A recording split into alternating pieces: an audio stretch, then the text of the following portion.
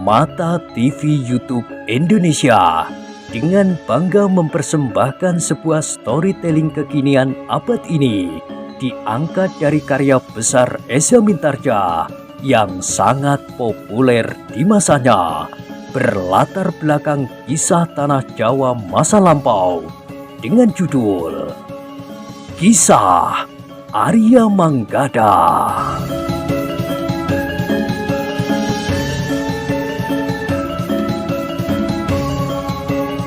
Pada kesempatan yang sangat baik ini, kita masuk pada episode yang ke-31.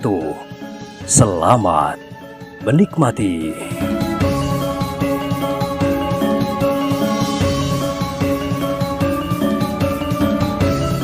Pada episode sebelumnya telah diceritakan dengan tenang Ki Wirodadi mengajak anak gadisnya keluar dari kedai itu. Bahkan ia sempat berbisik, "Satu hambatan kecil dibandingkan apa yang pernah kau alami, Ger." Gadis itu termangu-mangu sejenak, namun ia pun kemudian melangkah keluar mengikuti Ki Wirodadi.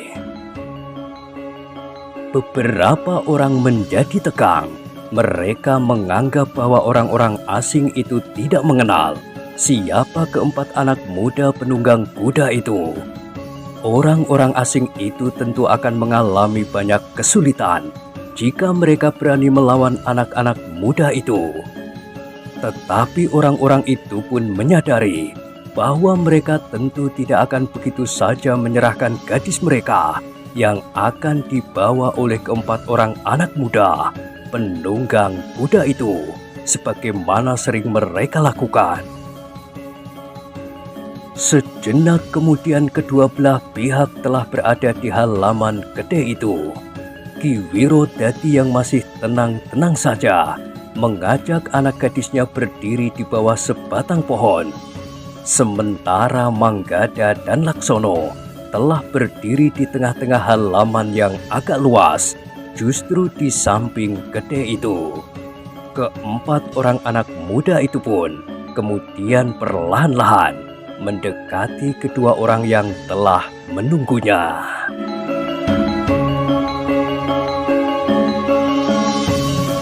Tetapi dari keempat orang itu, hanya dua saja yang melangkah terus.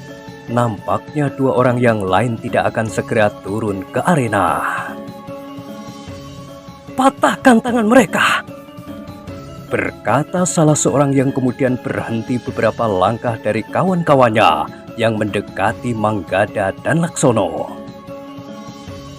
"Kenapa kalian tidak turun bersama-sama?" bertanya Laksono. "Permainan licik, kalian mencari kesempatan untuk melarikan gadis itu, bukan?" bertanya seorang di antara mereka yang tidak ikut turun ke arena.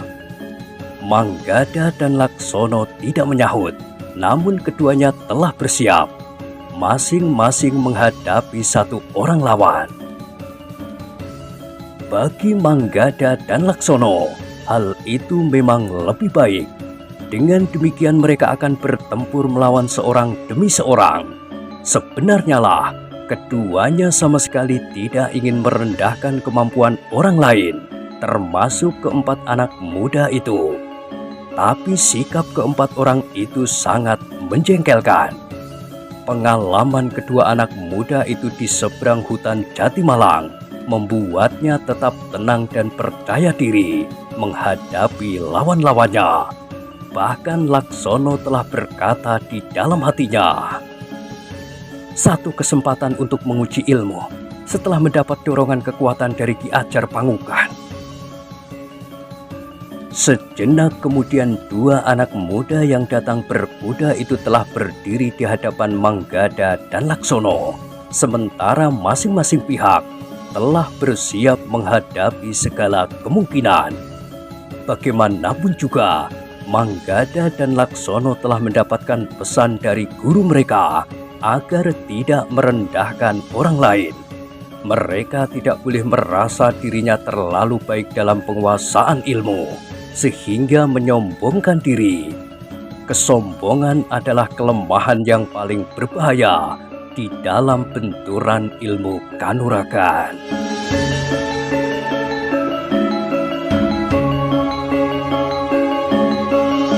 Dalam pada itu, sejenak kemudian, dua orang yang mengganggu anak gadis Ki Wirodadi itu telah mulai menyerang. Ternyata keduanya mampu bergerak cepat. Serangan mereka nampak garang sehingga baik Manggada maupun Laksono harus melompat menghindarinya. Namun lawan-lawan mereka tidak membiarkan keduanya terlepas dari sasaran. Dengan serta-merta, mereka telah memburu dengan serangan-serangan yang garang. Beberapa serangan telah berlalu, tetapi keduanya sama sekali tidak mampu menyentuh tubuh Manggada dan Laksono. Bahkan anak-anak muda yang telah menyeberangi hutan Jati Malang itu segera dapat menjajaki kemampuan lawannya. Ternyata mereka tidak harus bekerja keras sebagaimana mereka lakukan di padepokan raksasa yang menyeramkan itu. Ketegangan yang semula mencekam jantung di saat kedua anak muda yang mengganggu gadis Ki Wirodadi itu menyerang, kini menyusut. Menurut pengamatan anak-anak muda itu, sekedar mengandalkan dukungan kekuatan di belakang mereka. Karena mereka sendiri ternyata tidak mampu berbuat apa-apa. Keduanya sama sekali tidak mempunyai latar belakang kanuragan yang cukup memadai, meskipun agaknya mereka pernah berlatih. Tetapi hal itu sangat tidak menarik bagi Laksono. Ia tidak merasa mendapat kesempatan untuk menilai ilmunya, karena lawannya sama sekali tidak bertenaga menurut penilaiannya. Karena itu, Laksono ingin segera mengakhiri pertempuran yang mulai menjemukan itu. Memang agak berbeda dengan niat Manggada. Ia ingin membiarkan lawannya kelelahan dan berhenti dengan sendirinya. Laksono telah melakukan yang terbaik menurut penilaiannya. Dalam waktu singkat, Laksono telah benar-benar mendesak lawannya. Beberapa kali pukulannya telah mengena dan membuat lawannya menyeringai kesakitan.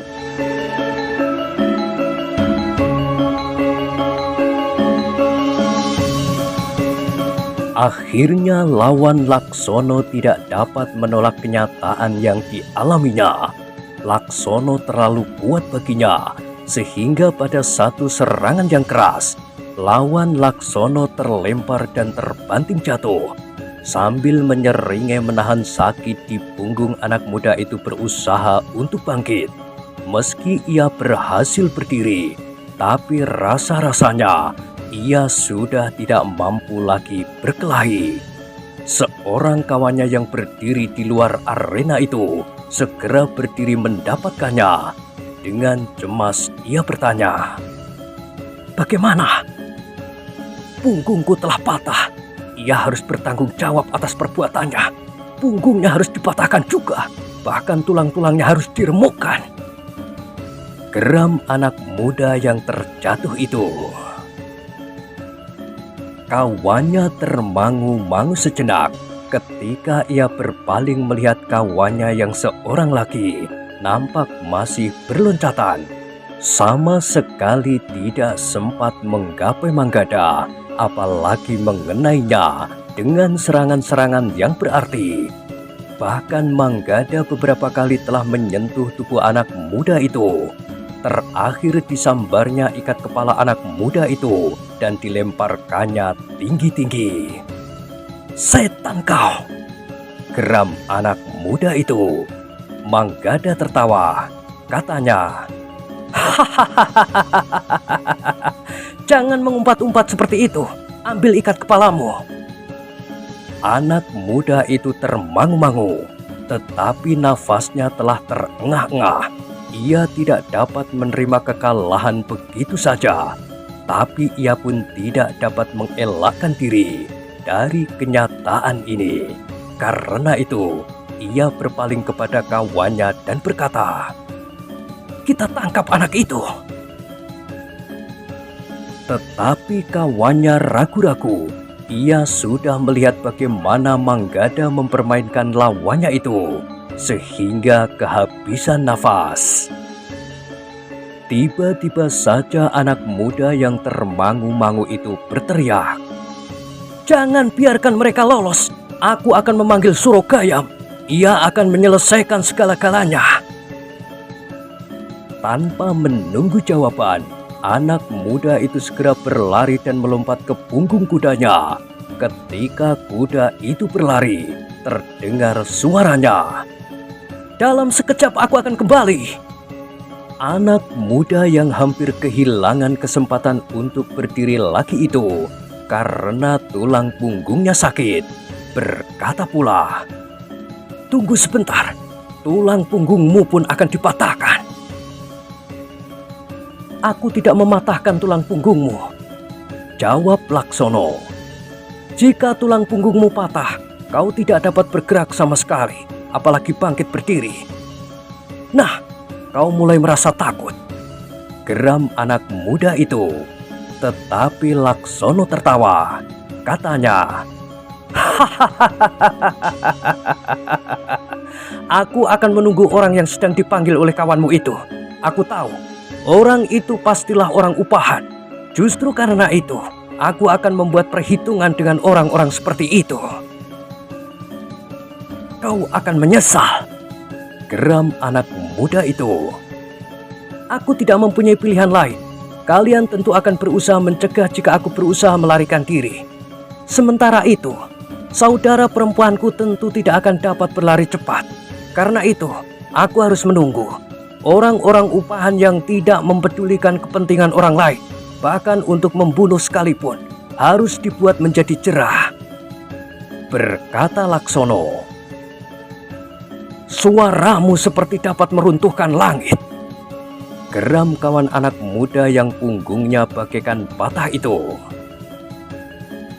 "Tidak, aku tidak berniat menyombongkan diri. Aku berkata sebenarnya. Aku akan menunggu orang upahanmu itu datang, dan kemudian membuatnya jerah. Jika ia keras kepala, terpaksa harus dibuat kehilangan kemampuan untuk berbuat seperti itu selanjutnya," berkata Laksono. Wajah anak-anak muda itu menjadi merah, tetapi mereka tidak berani berbuat sesuatu. Sementara itu, Manggada sudah sampai pada akhir permainannya. Lawannya benar-benar telah kehilangan kemampuan untuk melawan. Nafasnya berkejaran di lubang hidungnya. Keringatnya bagaikan terperas membasahi pakaiannya. Ketika ia menyerang Manggada dan tidak mengenai sasarannya, anak muda itu terseret oleh berat tubuhnya sendiri, sehingga hampir saja jatuh terjerembab. Wajahnya bagai tersengat api ketika tahu Manggadalah yang menahan tubuhnya, sehingga ia tidak terjatuh. "Cukup!" geram anak muda itu. "Kau telah menghinaku. Sebentar lagi kau akan menjadi sayatan daging." Manggada tersenyum. Katanya, "Jangan terlalu garang. Sekarang kau cukup menemui orang tua itu. Minta maaf kepadanya, dan kami akan pergi dari tempat ini." "Kau tidak boleh pergi. Kau harus mendapatkan hukuman yang sesuai dengan kesombonganmu. Berani melawan kami. Tidak ada orang yang pernah menolak kehendak kami, apapun akibatnya. Apalagi hanya menyerahkan seorang gadis yang nanti akan segera aku kembalikan. Sebab taruhannya adalah nyawa," geram anak muda itu. "Untuk kehormatan seorang gadis, taruhannya memang nyawa. Aku sudah siap," berkata Manggada yang mulai tersinggung lagi. "Sebentar lagi, orang-orangku akan datang," geram anak muda itu. "Semakin cepat semakin baik," jawab Manggada yang sama sekali tidak menunjukkan kecemasannya. "Kau memang sombong sekali. Kau orang asing di sini, sehingga belum mengenal orang yang namanya Surogayam." Anak muda yang marah itu hampir berteriak. Tetapi ia sendiri sudah tidak memiliki kemampuan untuk berbuat sesuatu. Aku akan menunggunya, berkata Manggada sebagaimana dikatakan Laksono. Belum lagi anak muda itu menyahut, mereka telah mendengar derap kaki beberapa ekor kuda. Sejenak kemudian, debu pun telah mengepul. Dari tikungan muncul 4 ekor kuda mendekati kedai itu dengan cepat. Ternyata Surokayam tidak sendiri, geram anak muda itu. Manggada mengerutkan keningnya, tapi ia kemudian berkata, "Aku akan menunggunya. Biarlah ia mempersiapkan diri bersama kawan-kawannya." "Nasibmu memang buruk.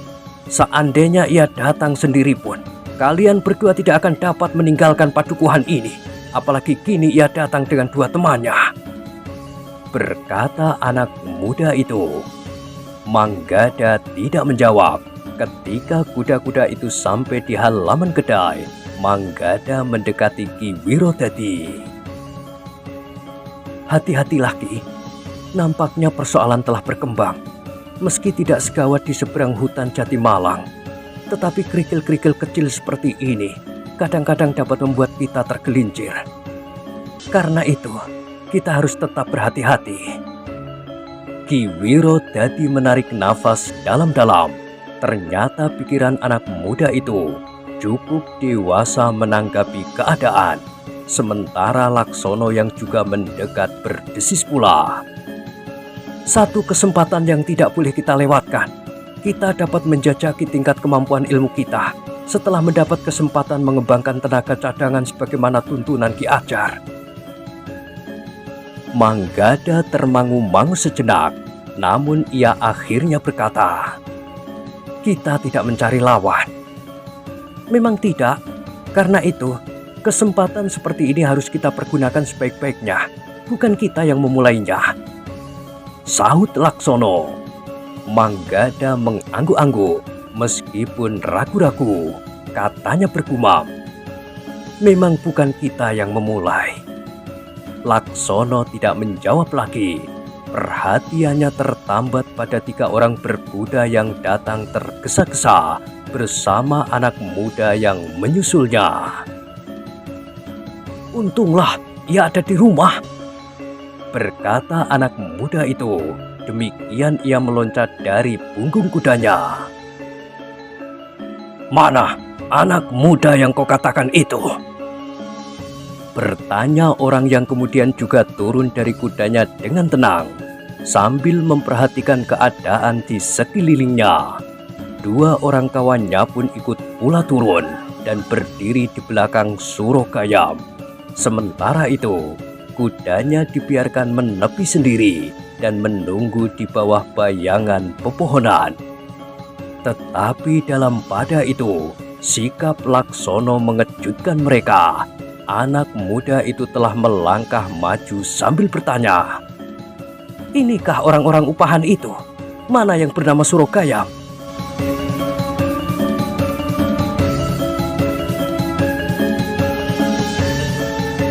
Wajah Surokayam menjadi merah. Ia tidak terbiasa mengalami perlakuan seperti itu. Orang-orang di sekitar tempat itu bisa jadi gemetar mendengar namanya. Tapi anak muda ini begitu merendahkannya. Karena itu ia pun menggeram. "Hei, anak muda, siapa kau? Nampaknya kau ingin kukoyak mulutmu." Laksono tertawa. Katanya,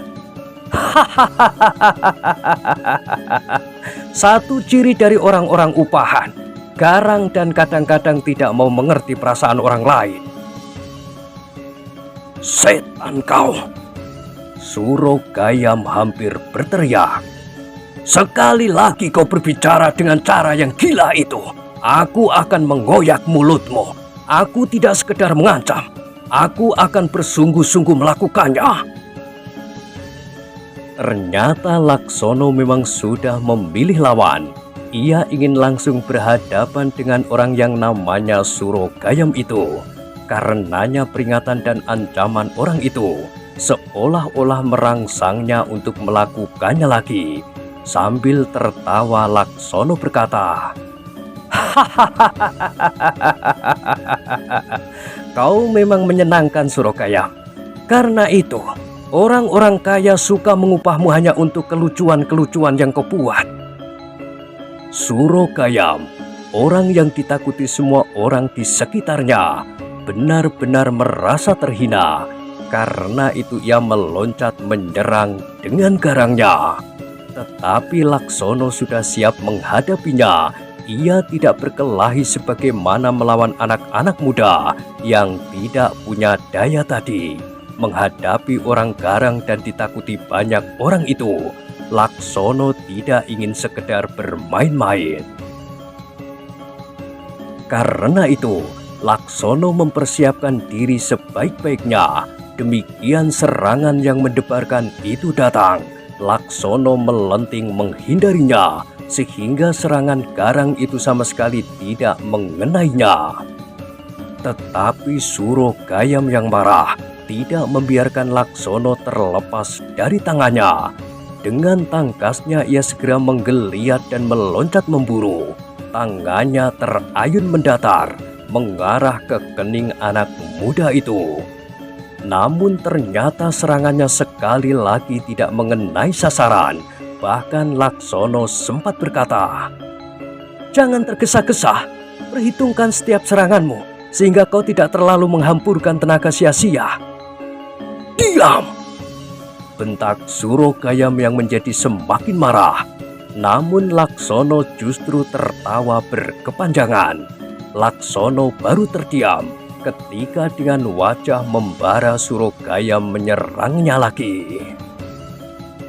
Orang-orang yang menyaksikan perkelahian itu menjadi tegang. Surokayam adalah orang yang pilih tanding, ditakuti dan semua kehendaknya harus terlaksana. Sebagai orang upahan, yang terpenting baginya adalah upah.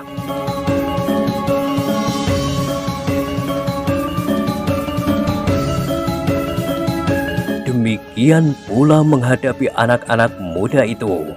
Jika ia dapat memenuhi kehendak mereka, ia akan mendapat upah cukup banyak, apalagi menyangkut wanita. Tetapi saat itu ia menemukan lawan di luar dugaannya. Anak yang masih sangat muda itu ternyata memiliki kecepatan gerak yang dapat mengimbangi kecepatan serangannya, sehingga beberapa kali menemui kegagalan. Manggada yang menyaksikan sikap Laksono hanya dapat menarik nafas dalam-dalam. Ia sadar bahwa Laksono akan menguji ilmunya dan meningkatkan kemampuannya, melepaskan tenaga cadangan setelah mendapat petunjuk dari Ki Ajar Pangukan.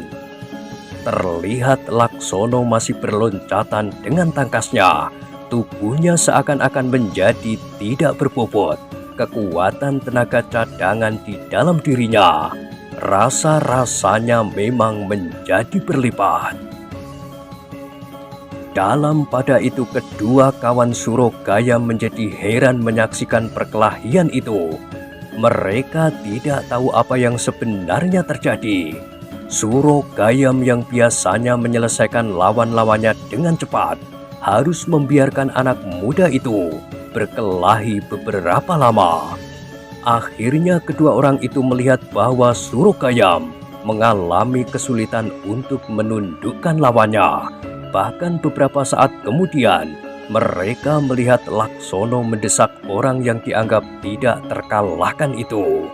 Karena itu, keduanya di luar sadar melangkah maju. Namun mereka tertegun dan berpaling ketika melihat Manggada juga bergerak maju. "Kau mau apa?" bertanya salah seorang dari kedua kawan Surokayam itu. "Tidak apa-apa," jawab Manggada. "Aku hanya ingin mengetahui apa yang akan kalian lakukan." "Kami sudah siap melibatkan diri untuk melumpuhkan anak muda yang sombong itu," jawab orang itu. "Nah, sekarang terserah padamu. Kau akan membantu kawanmu atau memilih menyelamatkan diri."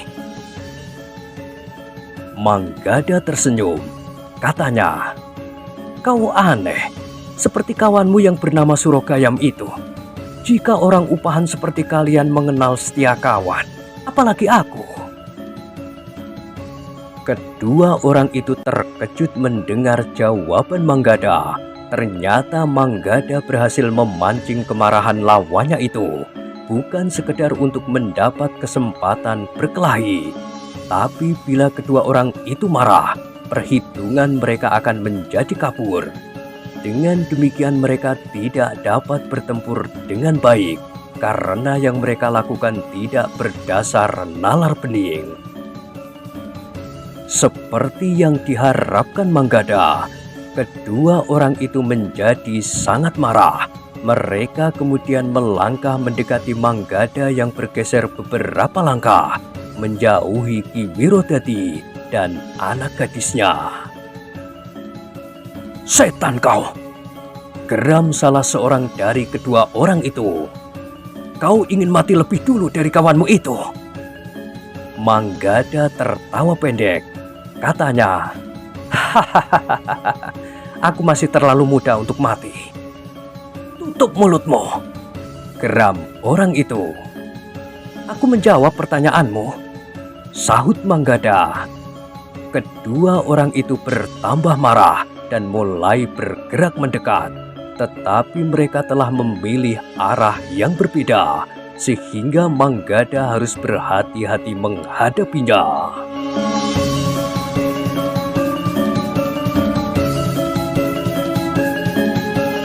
Kedua orang itu bertambah marah dan mulai bergerak mendekat.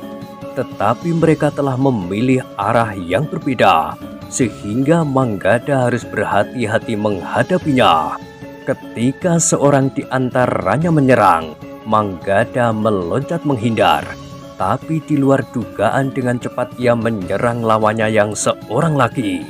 Yang diserang terkejut. Dengan serta-merta ia meloncat menghindar. Tapi karena tidak sempat membuat perhitungan mapan, maka waktu Manggada memburunya, dengan serangan berikutnya orang itu benar-benar mengalami kesulitan. Karena tidak sempat lagi menghindari serangan itu, terpaksa ia menangkis dengan kedua belah tangannya, menahan kaki Manggada yang terjulur ke arah lambungnya. Tetapi ternyata kekuatan Manggada terlalu besar bagi orang itu. Karenanya ketika terjadi benturan, orang itu tidak sanggup bertahan tegak di atas kedua kakinya. Demikian keseimbangannya terguncang, ia pun jatuh terguling di tanah. Semua orang yang menyaksikan terkejut. Kawan Surogayam yang ditakuti itu dalam sekali hentak terlempar jatuh tanpa dapat berbuat sesuatu. Meskipun dengan sikap orang itu meloncat bangkit, tapi kejadian itu telah mengguncang nyali anak-anak muda yang mengupahnya. "Iblis kau!" geram orang itu ketika Manggada meloncat menjauh, sekaligus menghindari serangan lawannya yang seorang lagi. Sejenak kemudian Manggada telah bertempur melawan kedua orang lawannya. Keduanya menyerang bergantian, tapi kadang-kadang mereka meloncat hampir berbarengan. Sayang Manggada terlalu tangkas. Ia mampu bergerak lebih cepat dari lawan-lawannya, sehingga serangan-serangan yang datang beruntun itu dapat dielakkannya. Keempat anak muda yang datang berkuda itu menjadi tegang. Meskipun mereka tidak memahami apa yang terjadi, tetapi mereka mengalami bahwa Surogayam mengalami kesulitan menghadapi lawannya yang masih sangat muda itu. Karena itu, salah seorang di antara mereka berbisik, "Kita ambil gadis itu. Dengan demikian, kita dapat mengancam mereka untuk menghentikan perlawanan." Yang lain mengangguk-angguk. Seorang yang lain bergumam, "Orang tua itu tentu tidak setangkas anak-anak muda itu. Ya, kita akan mengambil anak itu." Desis yang lain lagi. Keempat orang itu pun kemudian bersiap-siap. Namun ternyata Ki Wirodadi dapat membaca gelagat itu. Karenanya ia segera bersiap menghadapi segala kemungkinan. Perlahan-lahan didorongnya anaknya melekat dinding di sudut halaman samping gede itu. "Orang tua tidak tahu diri," geram salah seorang dari anak-anak muda itu. Lalu katanya pula, "Serahkan anak gadismu, atau kedua orang anak laki-lakimu itu mati. Bahkan kau pun akan mati, sehingga gadismu akan kehilangan segala-galanya." Ki Wirodadi memang tersinggung mendengar kata-kata itu. Ia telah menempuh satu perjalanan yang sangat berbahaya yang dapat merenggut jiwanya dan jiwa kedua anak muda itu. Kini tiba-tiba saja ia menghadapi sekelompok anak muda yang tidak bertanggung jawab, ingin mengganggu anak gadis yang telah diselamatkannya dengan bertaruh nyawa. Karena itu, ketika keempat anak muda itu akan mengambil anaknya dengan paksa, sementara Manggada dan Laksono baru bertempur melawan orang-orang upahannya, Ki Wirodadi tidak dapat mengekang diri lagi. Demikian anak-anak muda itu bergerak. Ki Wirodadi menarik pedangnya. Bahkan dengan lantang ia berkata, "Aku tidak akan bermain-main seperti anak-anak muda itu. Kalian telah menghina anak gadisku, dan bahkan aku sendiri. Karena itu aku tidak bertanggung jawab jika ada di antara kalian yang benar-benar mati.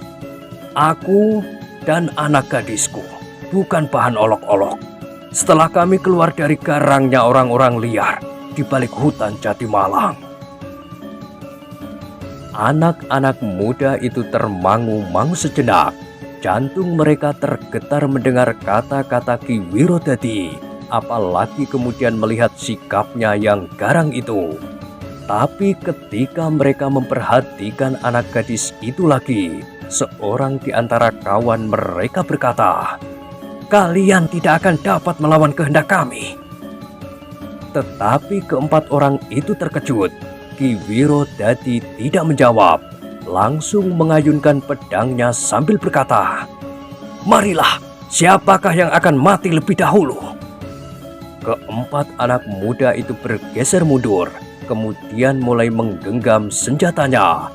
Sambil memencar mereka memutar senjata masing-masing. Ki Wirodadi tidak memburu mereka. Ia tidak boleh terlalu jauh dari anak gadisnya. Jika seorang saja di antara anak-anak muda itu mampu menembus pertahanannya dan mengancam anaknya, dia akan kehilangan kesempatan untuk melawan. Bahkan kedua anak muda yang diaku sebagai anaknya pun harus menghentikan pertempuran. Untuk beberapa saat Ki Wirodadi menjadi sangat tegang. Ia memang yakin akan dapat mengalahkan keempat orang itu. Tapi setiap kali ia mengingat kemungkinan licik yang dapat mereka lakukan, jantungnya selalu tersekat. Namun dalam pada itu, karena perhatian anak-anak muda itu tertuju sepenuhnya kepada Ki Wirodadi, maka mereka tidak tahu apa yang terjadi pada orang-orang upahan mereka. Sebenarnya lah bahwa Laksono menjadi kecewa. Orang yang disebut Suro Gayam tidak dapat dipergunakan untuk mengukur kemampuannya. Setelah ia meningkatkan ilmunya, orang itu termasuk orang yang terlalu lemah untuk membuat perbandingan ilmu. Karena itu, akhirnya Laksono cepat menjadi jemu.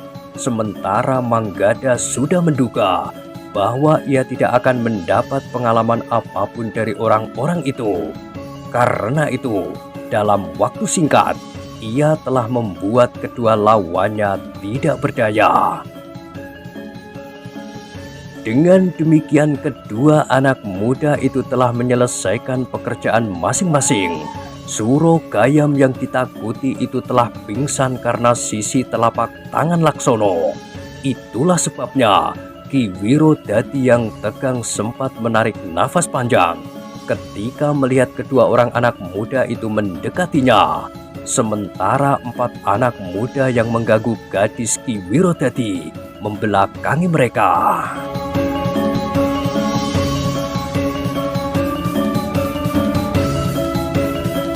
Seorang di antara mereka terkejut ketika tiba-tiba saja Laksono menggambit pundaknya. Demikian ia berpaling, maka ia pun bergeser surut.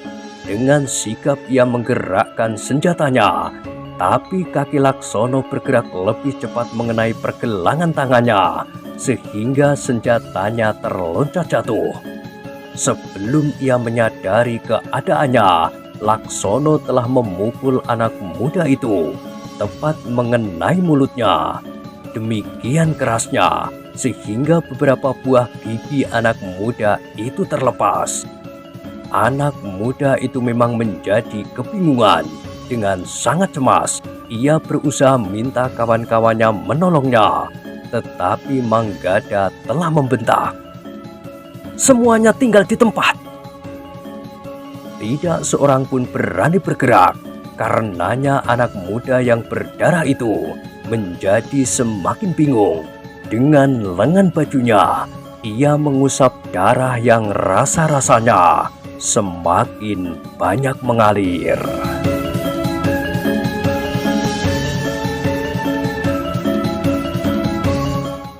Nah, bagaimanakah kisah selanjutnya? Silahkan ikuti terus kisah Arya Manggada pada episode berikutnya. Sampai jumpa.